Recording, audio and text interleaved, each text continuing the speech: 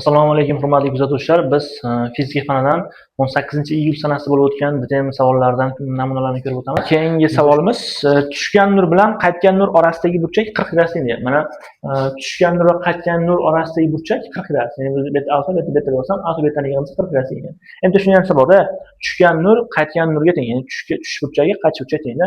Bu ham alfa bilan betani qiladigan teng bo'ladi. Alfaga alfa qo'ysam 2 alfa, 2 alfamiz 40 gradus bo'lsa, demak alfani o'zi 20 gradus. Ya'ni nur normalga nisbatan 20 gradusga tushib, 20 gradusda qaytadi. Tamom. Bu yerda qaytish uchun so'ragan, tamom, bu 20 gradus bo'ladi. Bu ham misol uchun oddiy savol. Ya'ni oson, murakkablik darajasi juda qiyin emas. Xo'p, keyingisi 6-savolimiz bizga ketyapti. Jism boshlang'ich 5 metr taqsim sekund tezlikdan tik pastga otildi. Oxirgi 1 sekundda 40 metr yo'l o'tgan bo'lsa, uning umumiy tush balandligi topiladi. Endi ularni yaxshi qaraymiz. Mana qanday qash balandligidan jism 5 metr taqsim sekund tezlikdan pastga tashlab borilyapti va u oxirgi 1 sekundda 40 metr masofani bosib o'tadi. Demak, mana shu joy uchun bitta nima yozaman. Ya'ni v0 tezlikdan tashlangan jism uchun balandlik formulasini yozsam, h teng v0 plyusdan j taqsim ekan. Endi men mana bu yerdagi v0 ni mana bu yerdagi erishgan tezlik deb oldim. v0 plyusdan j taqsim ekan. Balandlik bor, h 40. 40 teng v0 t ga 1 sekund qo'ydim, chunki 1 sekundda tushgan. 1 bunga 1 qo'ysam, 1 kvadrati ham 1, 10 da 2 bo'lsa 5 qoldi. 5 bu tarafga erishib bo'lsa, v0imiz 35. Mana bu yerda erishgan tezlik 35 metr taqsim sekund bo'ladi. Demak, odamlar o'zi 5 bilan tashlangan bo'lsa, bitta joyi borda, pastga tashlangan sim har sekund tezligini 10 metr taqsim sekunddan oshirib boradi. Ya'ni 5 tezligi 35 bo'lishi uchun 3 sekund harakatlanib tush kerak. Ya'ni mana bu yerdan, ya'ni tashlangan joydan bu yerga kelguncha 3 sekund vaqt ketyapti. Bundan pastga 1 sekund harakatlanadi. Demak, jami tush vaqti 4 sekund bo'ladi. Bo'ldi, tamom. Endi 5 tezlik bilan tashlangan sim 4 sekundda qanchaga tushsa, uni tashlangan balandligi bo'ladi, tamom. H umumiy teng v0 plyusdan j taqsim 2. 5 v0 ga 5, t ga umumiy tush vaqti 4 plyusdan j ga 10, t ni kvadrati. Tush vaqti 4 kvadrat 16 taqsim 2. Bu ketsa 80 20. 80 20 bo'lsa 100 metr. Demak, jismning umumiy tushgan balandligi 100 metr bo'lgan. Bu bizga variantlarning qaysi bo'lar ekan?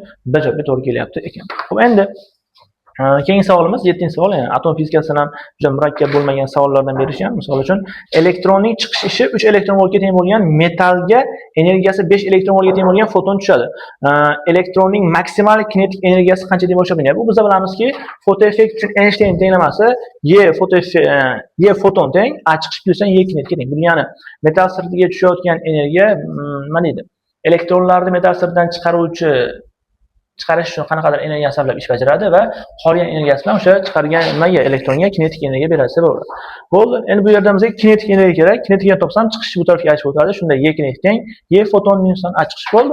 Bizda foton energiyasi 5, chiqish esa 3 ga teng. 5 dan 3 desam 2 elektron volt. Bu degani elektronning kinetik energiyasi, maksimal kinetik energiyasi 2 elektron voltga teng bo'lgan ekan.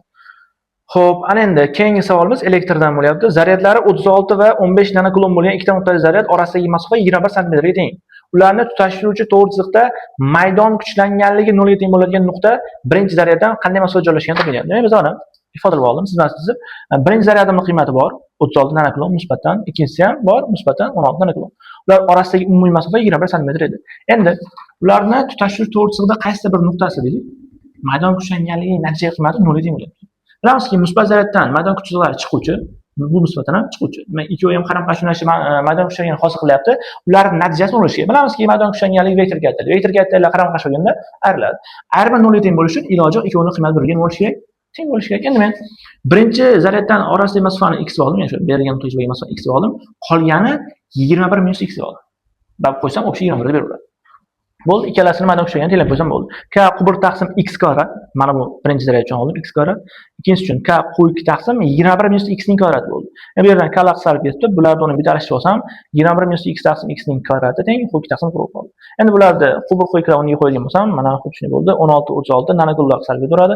Bitta kvadratiga o'rganimda bu yerda qolyapti 21 minus x taqsim x teng 4 taqsim 6. Bular qisqarsam 2 taqsim cho'p bo'ldi. Proporsiya qildim va bu yerga soddalashtirganimda x im 12,6 cm teng bo'ldi. Demak, birinchi zaryaddan 12,6 cm masofadagi elektr maydon kuchlanganligi 0 ga teng bo'lar ekan. Bu bizga variant berilgan, qaysi javob to'g'ri kelyapti ekan? Demak, B javobi to'g'ri kelyapti ekan. Bitim savollarida qiynalib turgan bo'lsangiz, bizda bundan keyingi tahlillardan kuzatib boring, bizdan uzoqlashmang.